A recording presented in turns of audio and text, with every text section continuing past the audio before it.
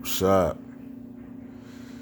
Well, as everybody could see, the Philadelphia Eagles today didn't get blown out, but they did get beat in a really sloppy loss. Now, let's talk about a couple of things. One, this was a horrible game by Carson Wentz. I believe there was a total of 5 turnovers, and at least 4 of them belonged to him, both interceptions and fumbles. Now, one of the biggest problems with Wentz is he's a home run hitter. Like Uncle Shay said on Undisputed, he likes looking for that big fish instead of looking for that small fish, meaning he loves to throw the ball deep downfield instead of going to his checkoff man or maybe going to a slot receiver or a tight end maybe 4 or 5 yards out. Sometimes you got to do what you got to do, and then our receivers can't get open, so sometimes you got to either get to your checkoff man or throw the ball away. You certainly don't hold on to the ball too long, and you don't hold on to the ball too long to try to look for a big play when you can't go deep downfield with the receiving core that you have right now. It's one of the reasons why it causes a lot of turnovers. Now, you also have to factor in the fact that because you don't have a deep threat, you also can't do a lot of play action, which I noticed they do a lot of, which leads me to the second item, which is the play calling.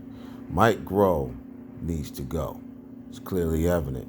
But at the same time, you can audible when you see certain defenses out there where you know you can't do play action to get you out of trouble. You have to be able to be creative as a quarterback when you don't have a receiving core that can make plays outside of the ball. And then leads me to the third thing. If Wentz is a deep route passer, he's a home run hitter, he loves to throw the ball deep downfield, then I got to look at this. Yes, it should be a situation where you need to provide a receiver to him or host of receivers to him that are deep threats for a quarterback that's a deep threat passer. Now, the biggest problem with this whole season, and not just this game, was that you rely your whole offense on a 32-year-old receiver who, since the time that he's been in the NFL, has not shown that he can stay healthy an entire season in Deshaun Jackson.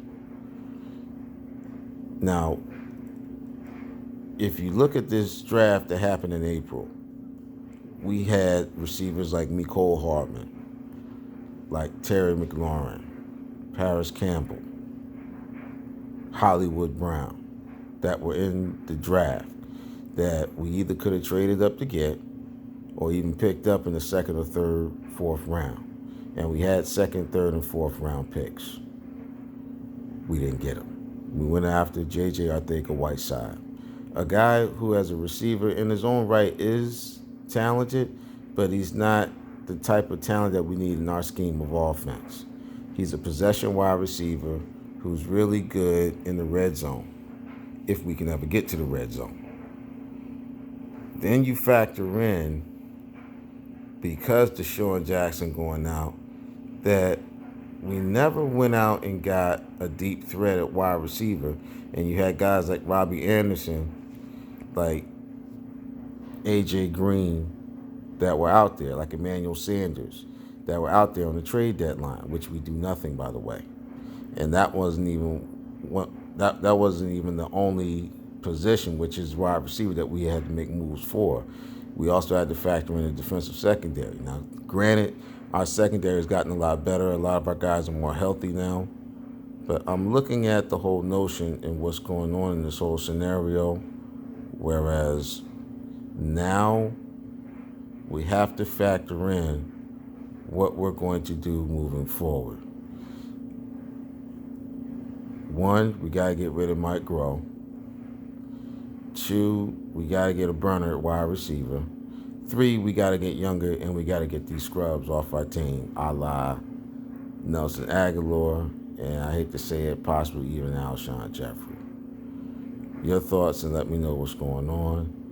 But the biggest takeaway in all of this is this isn't all Carson Wentz's fault. And the biggest disappointment isn't just Nelson Aguilar as a receiver.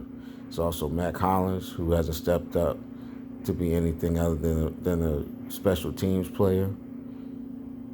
It isn't Mike Groh, even though he needs to go. But as an offensive coordinator, we could have went towards other options like Deuce Staley. The biggest disappointment is Howie Roseman and his lack of decision-making and how he could have righted the ship when Deshaun Jackson went down by either making moves at the trade deadline or not having to worry about making moves at the trade deadline by making the right draft picks in April. Your thoughts. Take care.